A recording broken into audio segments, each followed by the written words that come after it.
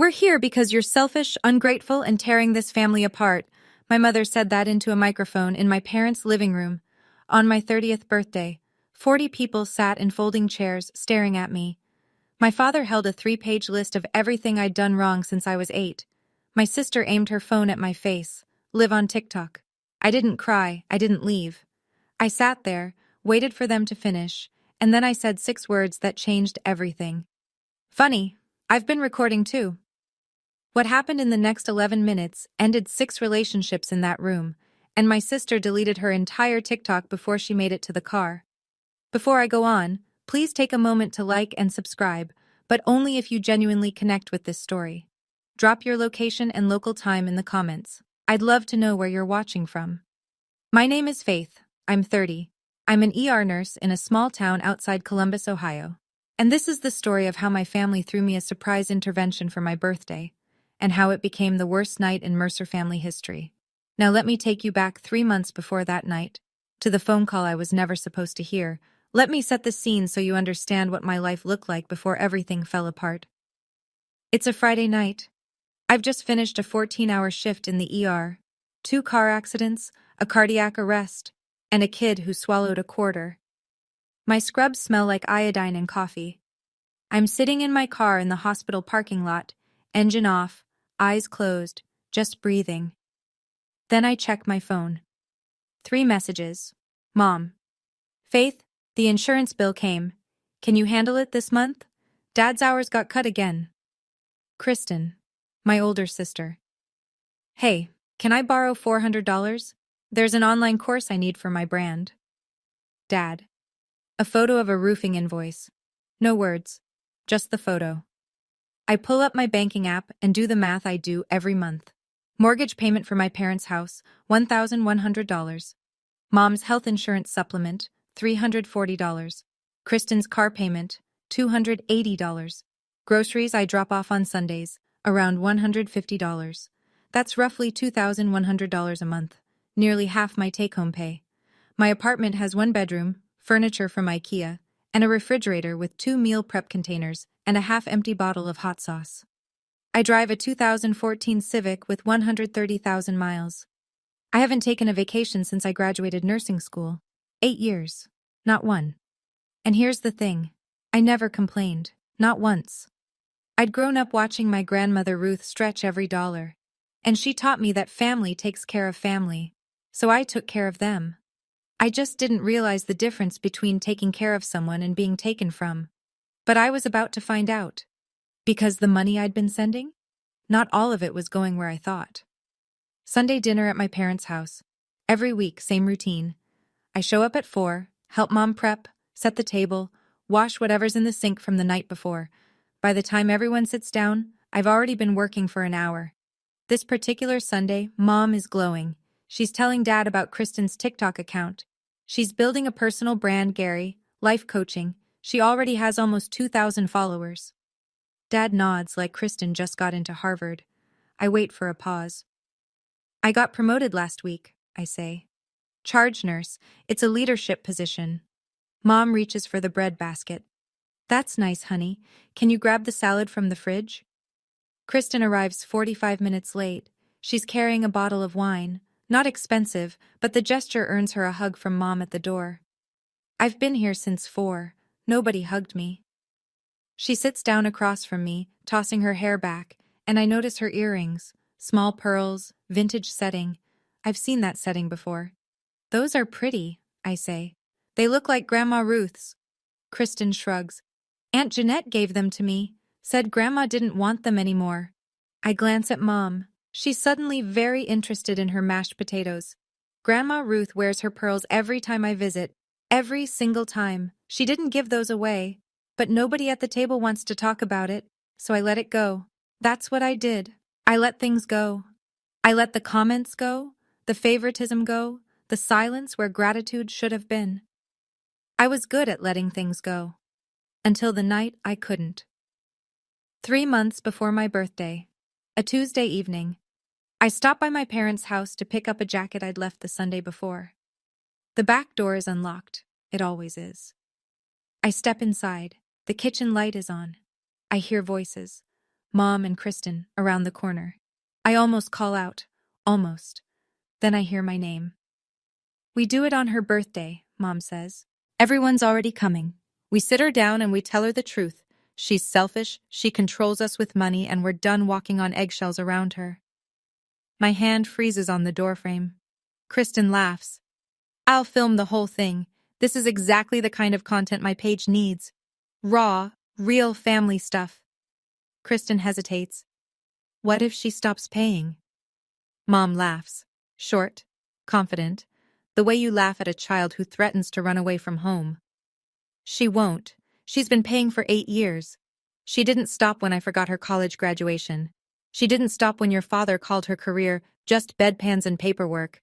She's not going to stop because of one evening. But what if she does?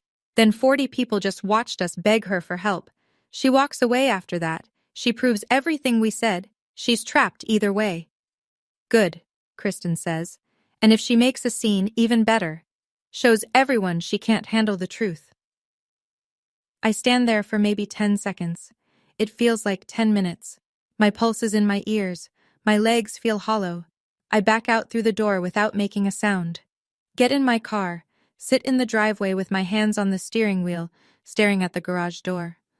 I stay there for 20 minutes. Then I call Naomi. She's been my best friend since college. She's also a civil rights attorney. I tell her everything, word for word. She listens, doesn't interrupt. When I'm done, she asks one question. Do you still have that voice recorder app from the malpractice scare last year? I do. I'd installed it when a patient's family threatened to sue the hospital. Naomi had recommended it. Keep it, she says, and start using it. I didn't plan revenge that night. I planned survival. I just didn't know yet how much I'd need it. Over the next few days, I do what I do best. I make a list, not of emotions, of consequences. If the intervention happens, and I just sit there and take it, 40 people walk out of that room believing I'm the selfish daughter who tears her family apart. 40 people in a town where everyone knows everyone. 3 of those people work at my hospital. Mom invited them. I find that out through Naomi, who screenshots a Facebook message from a mutual friend. Mom wrote to Marcus, my direct supervisor, Carla from the ER, and Dr. Pham. She told them it was a surprise birthday gathering and that she'd love for Faith's work friends to show support. Show support. That's what she called it. If Marcus watches my mother publicly dissect my character, every interaction I have with him after that is filtered through, her own family thinks she's a problem. In a small hospital, reputation is currency, and my mother is about to bankrupt mine. If I fight back at the intervention, if I argue, if I raise my voice, I become the proof. See, this is exactly what we're talking about. If I don't show up at all, Mom tells everyone, she didn't even come. That's how selfish she is. 3 doors, all of them traps. I explain this to Naomi over coffee, my hands wrapped around a mug I'm not drinking. She stirs her latte and says, they set the stage. You didn't choose the audience, but you can choose what gets performed. What does that mean? It means you need a 4th door. I stare at her. She stares back. And that's when the plan stopped being about survival and started being about truth. Here's something most people don't know about Ohio. It's a one-party consent state. That means if I'm part of a conversation, or even just present in the room, I can legally record it. Naomi confirmed it twice, so I start recording. Not with a hidden camera, not with anything dramatic, just an app on my phone. I open it before I walk through my parents' door every Sunday, and I close it when I leave. Simple as that. The first week, nothing. Mom talks about a church bake sale, Dad watches football, Kristen doesn't show up. The second week, I'm standing at the kitchen sink after dinner, rinsing plates, when I hear Dad's voice from the garage. The door is cracked. He's on the phone. His voice is different, softer, lighter, like a teenager talking to his first girlfriend. Yeah, Linda. Tuesday works. Diane's got Bible study. I'll tell her I'm picking up parts at the store. A woman's voice on the other end, a laugh, warm, familiar with him. She doesn't suspect anything, Dad says. 22 years and she still thinks I go bowling on Tuesdays. I grip the edge of the sink so hard my knuckles go white. A plate slips, Clinks against the basin. I catch it. Dad doesn't hear. He's still laughing. I finish the dishes. I dry my hands. I walk out to my car, sit down, and look at my phone. The app is running. The waveform is still moving. I wasn't looking for this. I was looking for protection. But a recorder doesn't filter. It catches everything. And apparently, everything in the Mercer house was worth catching. Week 4. I arrive early, 20 minutes before dinner. The front door is locked, so I go around back. Mom's bedroom window is open a crack. Her voice drifts out. She's on the phone, speaker on. I can hear both sides. Gary doesn't know about the $14,000, Mom says. I moved it to my personal account right after Mom's estate sale. He thinks the furniture sold for less than it did. And then Aunt Jeanette's voice, tinny through the speaker. Smart. And the pearls. I already sold the bracelet. Got $800 for it. If Ruth asks, we just say it's at the jeweler being cleaned. Fine, Mom says. Just don't let Faith find out. She's the only one who still visits Ruth every week. If Ruth mentions the bracelet, Faith will start asking questions. Faith won't find out. She's too busy paying your mortgage. They both laugh. I stand in the backyard, next to the recycling bin, listening to my mother and my aunt laugh about stealing from my 82-year-old grandmother. My phone is in my jacket pocket. The red bar on the screen pulses quietly. $14,000. That's 7 months of the mortgage I'd been paying. The mortgage I thought was keeping a roof over my parents' heads while they struggled. They weren't struggling. Mom had $14,000 tucked away in an account Dad didn't know about, funded by my grandmother's estate, while I ate meal prep out of plastic containers and drove a car with a cracked windshield. I had 2 secrets in my phone now. And there were still 6 weeks until my birthday. 6 weeks of Sunday dinners, 6 weeks of smiling through the door. I could do that. I'd been doing it for years. The next Sunday, Derek doesn't come to dinner. He's picking up an extra shift, electrical work at a new development on the edge of town. He works hard, always has. Kristen used to brag about that when they first got married.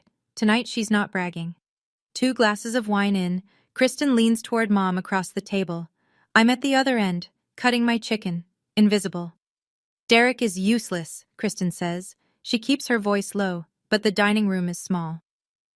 Can't fix the sink, can't get a promotion. I married a man who peaks at 35. Mom doesn't flinch. You could have done better.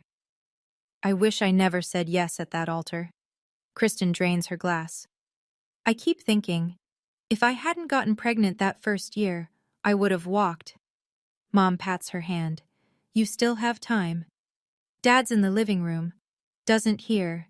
Doesn't care. I say nothing. I eat my chicken. My phone sits in my lap, recording every word. 40 minutes later, we're clearing plates. Kristen steps into the hallway, phone to her ear. I hear her voice shift, honey sweet, warm. Miss you, babe. Save me some leftovers, okay? You're the best thing in my life. She hangs up, walks back to the kitchen, pours a third glass. I look at this woman, my sister, who just called her husband useless, who wished she'd never married him, who 10 minutes later told him he was the best thing in her life. And I think about Derek, at a job site right now, running wire through drywall because he wants to provide for the woman who despises him behind his back. Every person in this family wears a mask. I was the only one who didn't. Not anymore. 2 weeks before my birthday, Naomi sends me a screenshot. It's a Facebook message from my mother to a woman named Peggy. Peggy, who happens to be friends with Carla from my ER. Mom has asked Peggy to pass along the invite to my work friends. The message reads, We'd love for Faith's work friends to be there. It's a special evening. We want the people who matter most to her to show their support. I stare at that phrase, show their support. Then Naomi sends a second screenshot. Mom messaged Marcus directly. Marcus, my supervisor. The man who signs off on my schedule, my evaluations, my future at that hospital. Marcus, you've known Faith for years. I think it would mean the world to her if you came. My hands are shaking. This is the first time in this entire process my hands shake. I call Naomi. My voice cracks once, and then I steady it. She invited Marcus, and Carla, and Dr. Pham. Silence on the line. That changes things, Naomi says. That's my career, Naomi. If Marcus sits in that living room and watches my mother call me selfish and ungrateful, if he sees my father reading a list of my sins like I'm on trial, he'll never see me the same way. Nobody will. Then we don't just survive the night, Naomi says.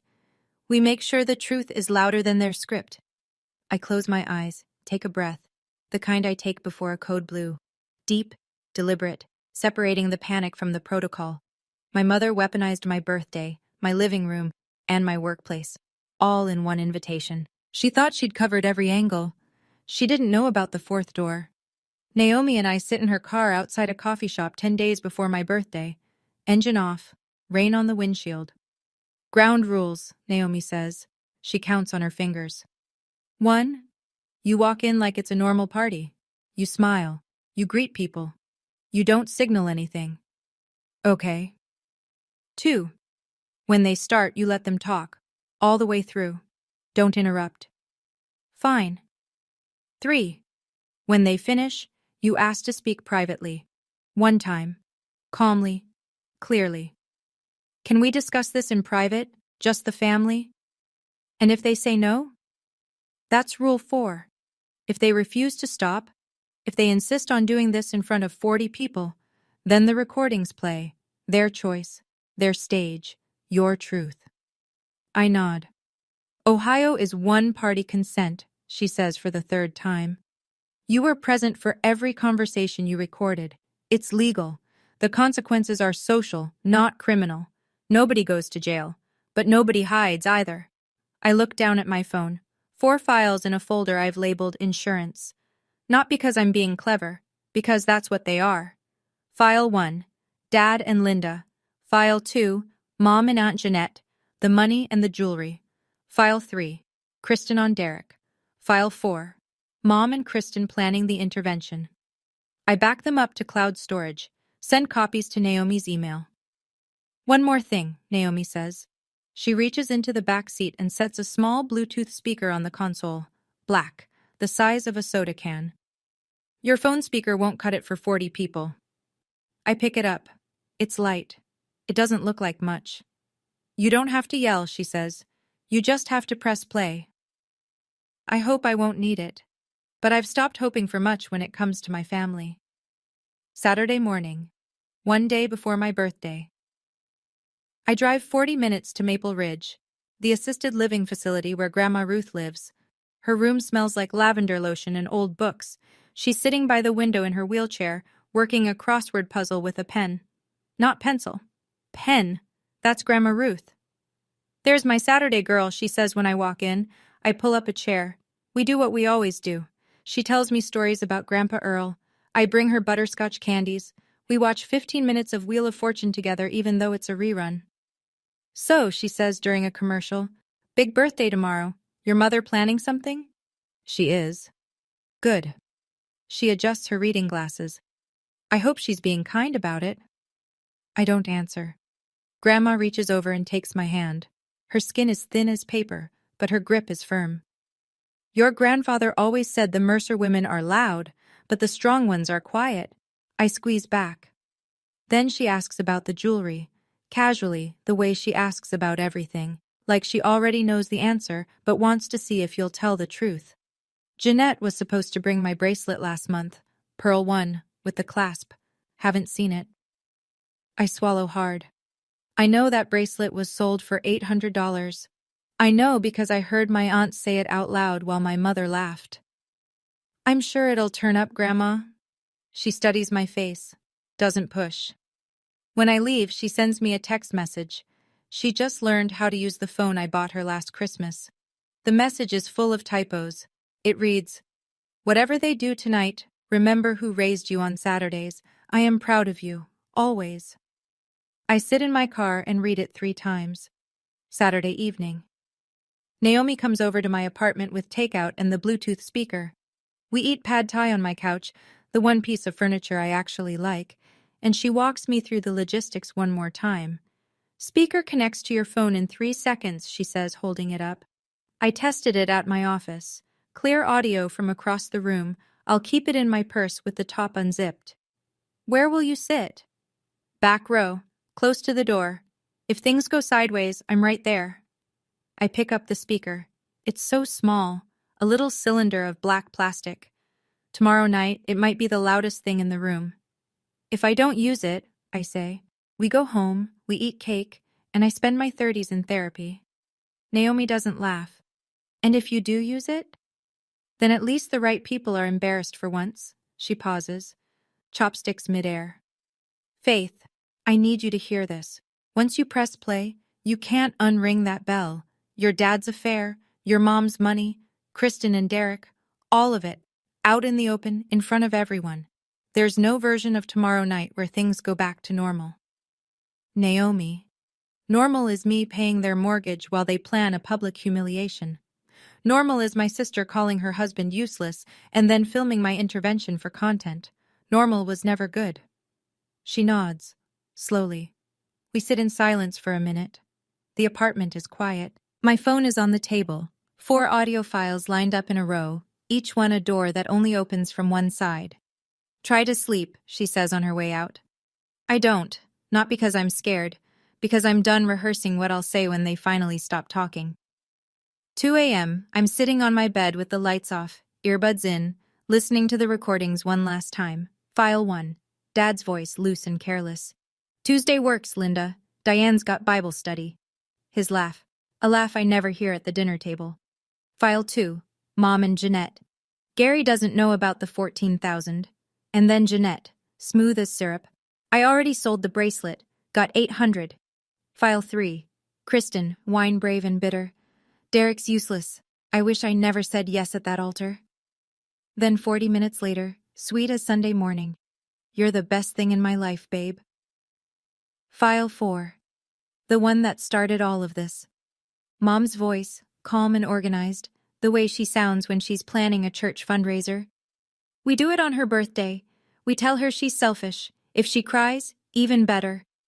I pull out my earbuds. The apartment is silent.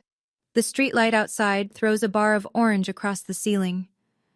My family is building a courtroom in their living room tomorrow. They've written the charges, invited the witnesses, rehearsed the testimony. They've even hired a camera crew, my own sister, live streaming my trial for strangers on the internet. And they have no idea the defendant has more to say than anyone in that room wants to hear. I plug my phone in, set my alarm for 9, close my eyes. Tomorrow is my birthday. 30 years old. I used to think turning 30 would feel like a milestone, a celebration, a beginning. Instead, it feels like a verdict. But here's what they don't know. The verdict isn't mine. It's theirs. Okay. Let me step outside the story for a second. I want to be honest with you. The night before, I almost didn't go.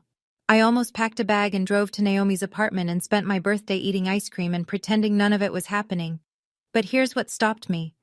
If I don't show up, they tell the story without me. 40 people hear their version, and I become the villain who couldn't even face her own family. So let me ask you, what would you have done? Would you have walked into that room? Or would you have stayed home? Tell me in the comments. All right, let me take you to the night itself. I pull into my parents' driveway at 6:15. Cars are lining the street in both directions. I count 11, 12, more than a birthday dinner, more than a surprise party. My phone is charged. The app is open. The speaker is already paired. I smooth my blouse. Check my reflection. Take one breath. Walk in through the front door. The living room has been rearranged. The couch is shoved against the wall. The coffee table is gone. In its place, 4 rows of folding chairs, maybe 10 across, facing a single point at the front of the room where a microphone stands on a chrome tripod stand. Behind it, taped to the wood paneling, a banner, white butcher paper, blue marker, block letters. We love you enough to tell the truth. No cake, no streamers, no presents. I scan the room, 40 faces, some smiling nervously, some avoiding my eyes. I spot them one by one. Marcus, my supervisor, in the second row, arms crossed. Carla beside him, clutching her purse. Dr. Pham near the back, looking confused. Neighbors I've known since childhood. 2 of Mom's Bible study friends in matching cardigans. Cousins I see once a year at Thanksgiving. Kristen's college roommate. And there, in the far corner, Kristen, Standing behind a tripod, phone mounted, red dot blinking, she's live. Naomi is in the last row near the door, her purse on her lap. The zipper open 2 inches. She gives me the smallest nod. I look at the microphone, at the banner, at 40 people who came to watch my family put me on trial. Then I look at the one empty chair in the front row, center, facing the crowd, my seat. I sit down. Mom steps up to the microphone. She's wearing her good blouse, the cream one she saves for church. Her hands are steady. She smiles at the room the way she smiles at potluck dinners, warm and practiced. "Thank you all for coming," she says. "I know this isn't what Faith expected tonight, but as a family, we decided it was time to be honest." She pulls a folded sheet of paper from her pocket, opens it slowly. "Faith, honey, we love you, but we can't keep pretending everything is fine." She reads. She tells the room I'm selfish, that I hold money over their heads like a weapon, that I decide when and how much I give like we're a charity case. She tells them I'm cold, that I never call my father on Father's Day. She doesn't mention that Dad hasn't answered his phone on Father's Day in 3 years because he's always out picking up parts. She tells them I'm tearing the family apart, that Sunday dinners have become tense because of my attitude. She pauses, looks at me with practiced tenderness. "We're not doing this to hurt you, Faith. We're doing this because nobody else had the courage." The room is dead quiet. I hear a folding chair creak. Someone coughs. Marcus uncrosses his arms and leans forward. He's watching. I can feel it. 2 of Mom's Bible study friends are nodding along. The woman in the green cardigan dabs her eyes. She's buying every word. I sit perfectly still, hands on my knees, face neutral. The way I look when a patient's family is yelling at me in the ER, calm, present, absorbing, because Mom isn't finished. And neither is Dad. Dad stands up. He doesn't look at me. He reaches into his shirt pocket and pulls out 3 pages. Lined paper, folded in thirds, covered in handwriting. I recognize the handwriting instantly. It's not his. It's Mom's. She wrote the list. He's just the delivery man. He clears his throat. "Faith, your mother and I, we made this together. It's a record of patterns, things we've noticed." He starts reading. "Faith, age 8, broke the kitchen window playing ball and lied about it." I didn't break that window. Kristen threw a softball through it. I was in the backyard, and I was the one who got blamed because Kristen cried first. "Faith, age 13, told her aunt she didn't want to go to church camp." Correct. Because church camp was in July and I had a summer reading program at the library. Mom said I was being difficult. "Faith, age 15, refused to let Kristen borrow her car for prom." I was 15. I didn't have a car. Kristen wanted Mom's car. Mom said no. I got blamed. "Faith, age 22, moved out without asking permission." 22, moved out. Without asking permission. He reads for 7 minutes. 7 minutes of childhood scraped off a bone, held up under a fluorescent light in front of 40 people. Nobody interrupts. A few people shift in their seats. Carla has her hand over her mouth. Derek, Kristen's husband, is staring at his shoes. Dad folds the pages, looks up for the first time. "We raised you better than this, Faith." He sits down. The room waits. I wait. I let 10 seconds pass in silence. Let it settle. Let every single person in that room feel the weight of what just happened. Then I stand. The chair scrapes behind me as I rise. Every head turns. Mom. Dad. My voice is level, steady, calm. "I hear you. I appreciate that you feel strongly. Can we talk about this privately? Just the 4 of us?" Mom shakes her head before I finish the sentence. "No, this is exactly why we're doing it here. Because privately, you shut us down. These people are witnesses." "Witnesses," I repeat. "Sit down, Faith," Dad says. From the corner, Kristen's voice. "Just let them finish. This is good for you." She adjusts her phone on the tripod. The red dot blinks steadily. Still live. I look around the room one more time, slowly. Marcus is typing something on his phone. I wonder if it's a note, a text to HR, a message to a colleague. "You won't believe what I'm watching right now." The woman in the green cardigan is nodding again. She thinks this is love. She thinks she's witnessing a family that cares enough to be honest. I look at Naomi. She's sitting very still. Her hand rests on the open purse. Inside, the speaker is waiting. I look at Derek. He's staring at Kristen's tripod with an expression I recognize from the ER. Confusion tipping into dread. I take a breath. The same breath I take before I call time of death. Not because this is the end. Because it's the beginning of something that can't be taken back. Okay, I say. You've had your turn. I open my purse, pull out my phone. I hold it up so the room can see. Funny, I've been recording too. The room goes absolutely silent. And then I press play. The Bluetooth speaker comes alive from Naomi's purse. Clear, loud, every syllable razor sharp. Dad's voice fills the room. Yeah, Linda, Tuesday works. Diane's got Bible study. I'll tell her I'm picking up parts at the store. A woman laughs on the other end. Warm, familiar. She doesn't suspect anything, Dad continues. 22 years, and she still thinks I go bowling on Tuesdays. Silence. Total silence. The kind of silence that has texture, thick and suffocating. Mom turns to Dad. Her face drains. Not slowly. All at once, like someone pulled a plug behind her eyes.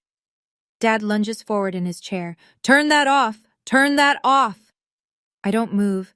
The recording keeps playing. Dad's voice, easy and light. I'll bring dinner, that Italian place you like. She'll never know. The woman in the green cardigan stands up. She looks at Mom, then at Dad, then at the door. She picks up her coat and walks out without a word. Her friend follows. Mom's hand grips the back of a folding chair so hard her knuckles turn yellow-white. She's staring at Dad, not at me. At him. Gary, she whispers. Diane, it's not. You have to understand. 22 years? Her voice cracks. Bowling? The room is vibrating. People are looking at each other, looking away, looking at the floor. Marcus has put his phone face down on his thigh. I touch my screen. The recording stops. I look at the room. My voice is even. Calm as a chart note. That's recording 1. I pause. There are 3 more. Nobody breathes. Nobody moves. The banner behind me, "We love you enough to tell the truth," has never been more ironic. I press play on the second file. Mom's voice this time, confident, conspiratorial, the tone she uses when she thinks no one important is listening. Gary doesn't know about the $14,000. I moved it to my personal account right after Mom's estate sale. He thinks the furniture sold for less.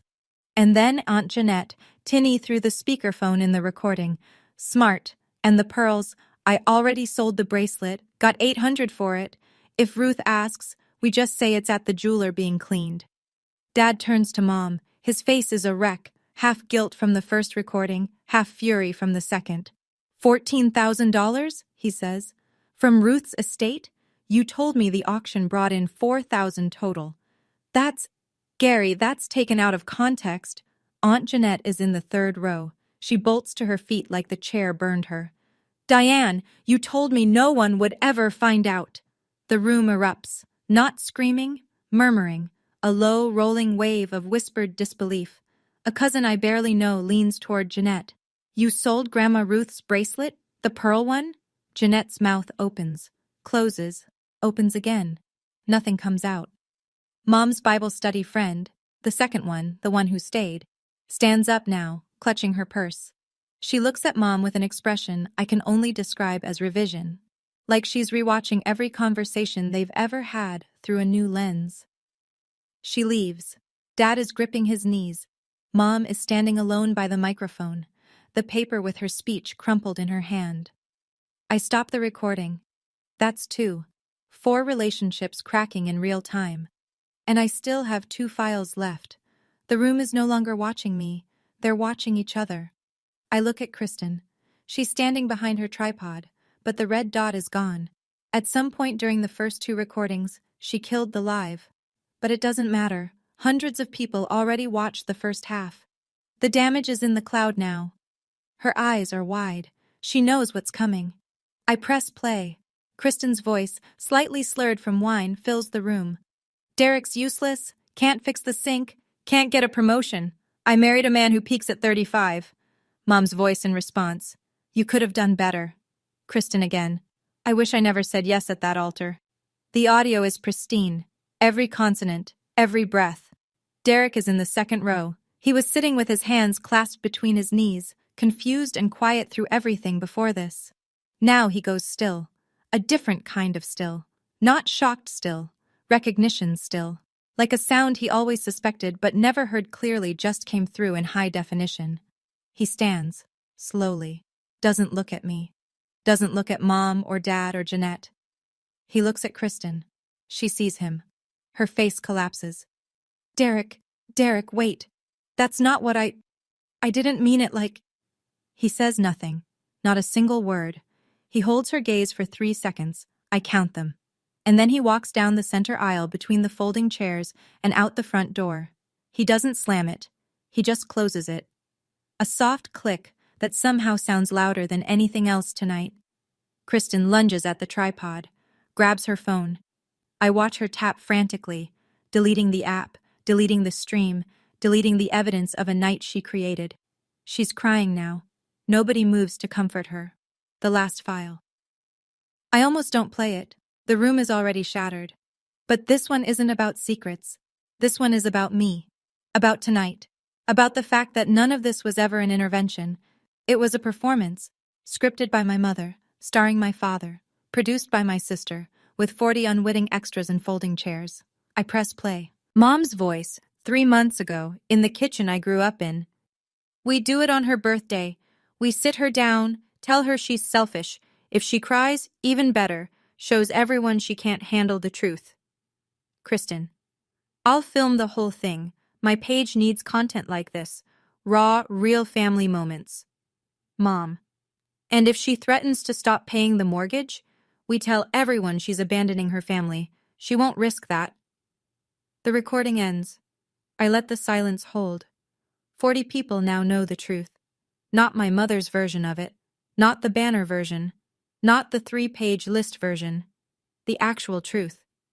Marcus picks up his phone from his thigh. He puts it in his pocket. Slowly. Deliberately. I can see it in his face. He's not confused anymore. He's recalculating everything he was told about tonight. Gary sits slumped in a folding chair, chin against his chest. Diane stands alone at the front of the room. No one is near her. The microphone is still on its stand, but it might as well be a monument to something that just died. I lower my phone. That's the last one, I say. Quiet. No triumph, no edge. Just fact. Now you all know exactly who's selfish in this family. I pause. It isn't me. I need to pause here for a second. When I played those recordings, my hands were steady, my stomach wasn't. Because I knew, the moment I pressed play, there was no going back. Nobody in that room would ever look at each other the same way again, including me. So let me ask you, do you think I went too far? Or do you think I should have played them sooner, the moment Mom picked up that microphone? Tell me in the comments. And if you're still here, thank you. The story isn't over. What happened next is the part that actually changed my life. The living room looks like the aftermath of something, which it is. Kristen has run out after Derek. Jeanette is sitting with her arms wrapped around herself, eyes on the carpet. Dad is at one end of the room. Mom is at the other. The distance between them is 4 folding chairs and a 22-year lie. I put my phone back in my purse. I stand straight. I don't raise my voice. I want to say this once, clearly, so there's no confusion. The room watches. Starting tonight, I am no longer paying the mortgage on this house. I'm no longer covering the insurance premium. I'm no longer making Kristen's car payments. I've set up auto cancellation for every recurring transfer. Effective midnight. Mom's head snaps toward me. You can't do that. You depend on me, I say. Not the other way around. And you just spent 30 minutes telling 40 people how terrible I am. So I'm giving you exactly what you asked for. A life without my selfishness. Someone in the back, a cousin I think, lets out a low whistle. Carla nods. Quietly. I catch it from the corner of my eye. Mom opens her mouth, closes it, opens it again. Faith, this isn't… You're overreacting.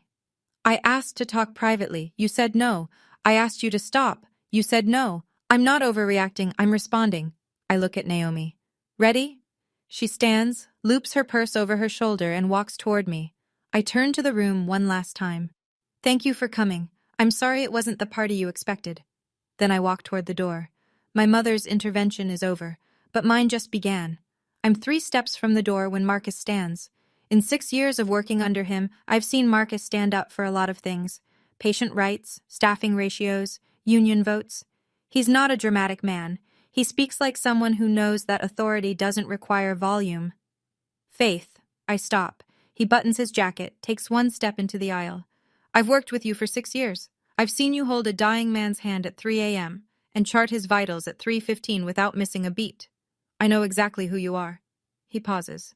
This doesn't change anything at my hospital, except maybe my respect for you just went up. He says it at normal volume. But in this room, at this moment, it lands like a verdict. Carla stands next. She grabs her coat. I'm driving you home. You shouldn't be alone tonight. I feel something shift inside my chest. Not relief exactly, but the closest thing to it. Like setting down a bag I didn't realize I'd been carrying. I pass Mom on the way out. She grabs my sleeve. Her fingers are trembling. Faith, please. I stop. Look at her hand on my arm, then at her face.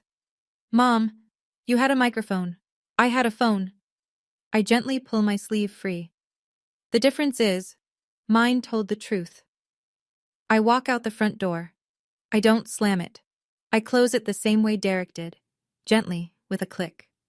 On the porch, I check my phone. A text from Grandma Ruth sent 2 hours ago. She goes to bed early. Happy birthday, my girl. You are the best of us. I press the phone against my chest and stand there in the cool Ohio air until Carla pulls the car around. Carla drives. Naomi sits in the back. Nobody talks for the first 2 minutes. The only sound is the tires on wet asphalt and the low hum of the heater. Then Naomi says, You okay? I think about it, not the polite version, the real one. I don't know yet, I say. She nods. That's enough. We're on Route 33, halfway to my apartment, when I open my phone and read Grandma Ruth's text out loud. The whole thing, typos and all. Whatever they do tonight, remember who raised you on Saturdays. I am proud of you. Always. Carla's hands tighten on the wheel. Naomi makes a sound from the back seat, not crying, but close.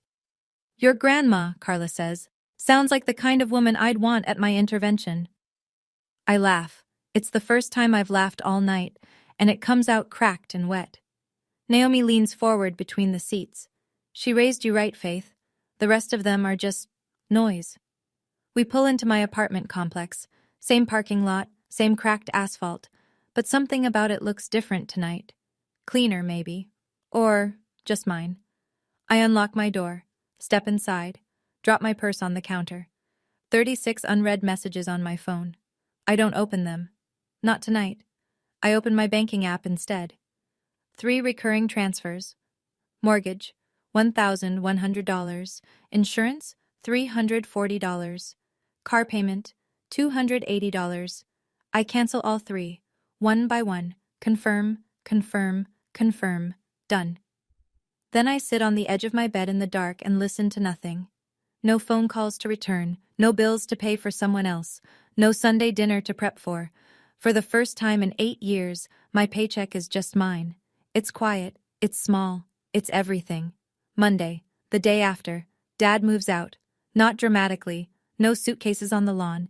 He just packs a duffel bag and drives to his friend Bill's house. Doesn't tell Mom. She comes home from the grocery store and finds his side of the closet half empty. She calls me 14 times that day. I don't pick up, not because I'm punishing her, because I have nothing left to say. Day 3. Kristen calls. She's sobbing so hard I can barely understand her. Derek filed for separation. He won't talk to me. He changed the locks.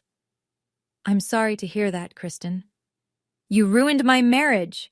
I close my eyes, hold the phone an inch from my ear. You ruined your marriage in that kitchen 6 weeks ago. I just pressed play. She hangs up. Day 5. I get a call from a cousin I haven't spoken to in years. He tells me he called Grandma Ruth to check on the bracelet. Ruth said, "My bracelet." She told me it was at the jeweler for cleaning. That was 4 months ago. He confronted Jeanette. She admitted she sold it. He told the rest of the family. Jeanette's phone has been silent ever since. Ruth asked me to stop by Saturday. "I want to hear this from you," she said. "Not them." Day 7. Mom posts a status on Facebook. Long, emotional. "Our family is going through a difficult season. We ask for your prayers and your grace." Nobody likes it. Nobody comments. The 2 Bible study friends have unfriended her. 1 week. That's all it took. Not for things to fall apart. They'd been falling apart for years. 1 week for the glue to dissolve. And the glue was me. It was always me. A month passes. The dust doesn't settle. It rearranges. I sit down with my banking app and a cup of coffee and do the math I should have done years ago. That $2,100 a month I was sending home? Here's where it goes now. Student loans, paid off in 6 weeks. The remaining balance was $3,800. Gone. I open a retirement account for the first time in my life. I'm 30 years old, and I've never put a dollar toward my own future. I set up auto deposit, $200 a month to start. It's not much. It's mine. I book a flight to visit Grandma Ruth. Not a 40-minute drive. A proper visit, 2 days, a hotel nearby, so I can spend the mornings with her and not rush. At the hospital, nobody brings up that night. Not once. Marcus greets me the same way he always does. Brief nod, straight to business. But he assigns me to the new trauma protocol committee. It's extra responsibility. It's also trust. I'll take it. Carla and I start having lunch every Wednesday. We never had before. She tells me about her daughter's soccer games. I tell her about Grandma Ruth's crossword addiction. Normal things. Easy things. One Saturday, I walk into a hardware store and buy a pothos plant. $5. I set it on my kitchen counter, in the spot where my phone used to sit, while I calculated how much I owed everyone else. Naomi texts me that evening. "How does freedom taste?" I take a photo of the plant and send it back. Like a $5 plant from the hardware store.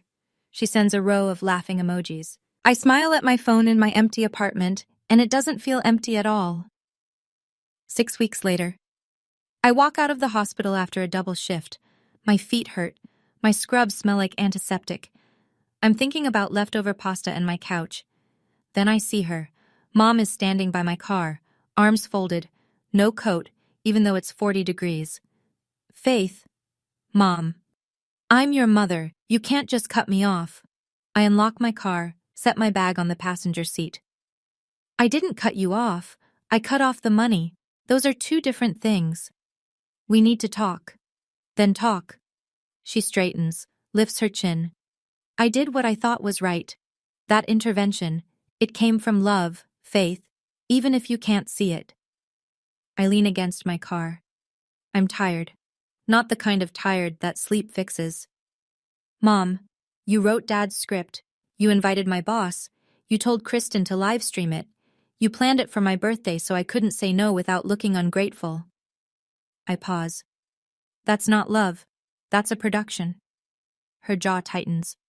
"So what do you want from me?" "An apology. A real one. Not a Facebook post." "I'm not going to apologize for caring about my daughter." "Then we're done here. For now." I open my car door. She doesn't move. "Mom, I love you, but I won't let you treat me like an ATM and then call me selfish for having a limit. When you're ready to talk, really talk, you have my number." I get in, start the engine, pull out of the lot.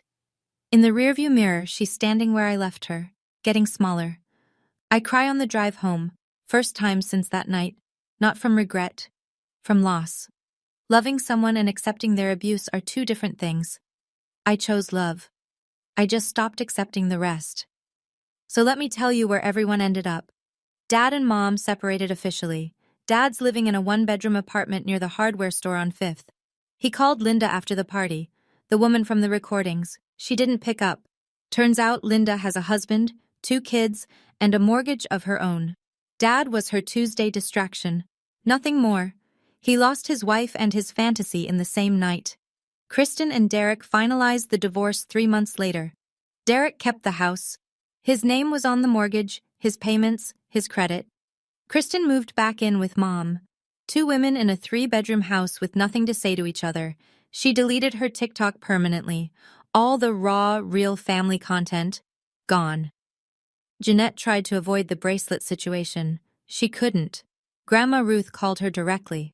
I was there for that conversation, sitting in Ruth's room at Maple Ridge, and told her, I want the money or the bracelet, pick one. Jeanette doesn't have either. She spent the 800. The family barely speaks to her now.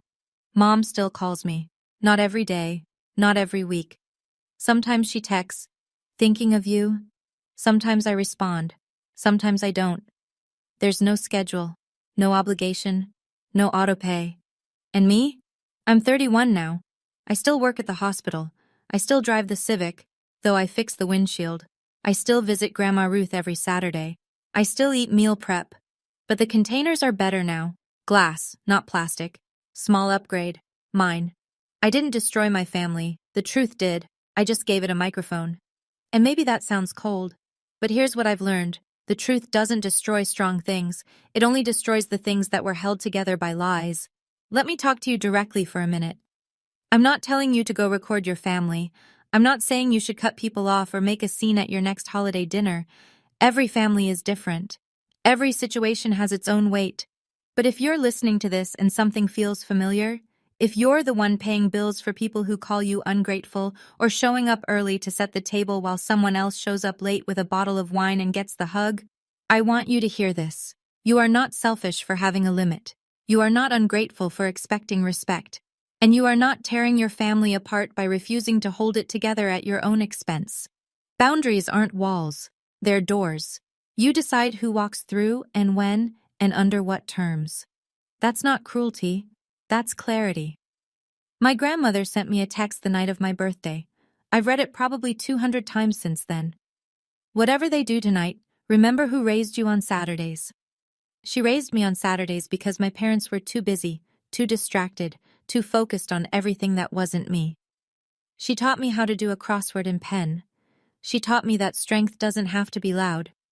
She taught me that loving someone doesn't mean you let them bleed you dry and then blame you for the stain. I used to think standing up for yourself meant shouting, slamming doors, making a scene. It doesn't. Sometimes it means sitting quietly in a folding chair while 40 people stare at you and waiting, patiently, calmly, for your turn to speak. And when your turn comes, you don't yell, you just press play. Last week was my 31st birthday. Naomi came over. Carla brought her daughter. 2 friends from the hospital. 1 neighbor who always says hi in the hallway and finally got a proper invitation. 6 people. My apartment. A cake from the bakery on Maple Street. Lemon with cream cheese frosting, because that's what Grandma Ruth always ordered for my birthdays when I was little. The candles were crooked. Nobody fixed them. Nobody read a list of my faults. Nobody set up a microphone. Nobody pointed a camera at my face. Grandma Ruth called on FaceTime. She sang Happy Birthday, off-key and off-rhythm, and everyone in the room sang along, and it was the most beautiful mess I've ever heard. I blew out the candles. Naomi cheered. Carla's daughter asked if she could have the corner piece with extra frosting. I said yes. 1 year ago, 40 people sat in my parents' living room to tell me who I was. This year, 5 people sat in my apartment, and nobody needed to say a thing, because they already knew. I washed the dishes after everyone left, stood at the sink, warm water, quiet apartment, plant on the counter. The same counter where I used to calculate transfers. My name is Faith Mercer. I'm 31 years old. I'm an ER nurse in a small town in Ohio. I pay my own rent, my own bills, my own way. And for the first time in a very long time, I like the woman blowing out those candles. The best birthday gift I ever gave myself was the truth. The second best was silence. And the third, the one I'm still unwrapping, is the sound of my own life, finally, with nobody else's noise in it. If you made it all the way here, thank you, genuinely. This story wasn't easy to tell, and I know it wasn't easy to hear, But if you've ever had to set a boundary with someone you love, if you've ever had to choose between keeping the peace and keeping yourself, you're not alone. I'd love to hear from you. What's the hardest boundary you've ever had to set? Tell me in the comments. And if you want to hear another story that might hit even harder, there's one linked in the description. Click it, like, subscribe, and I'll see you in the next one.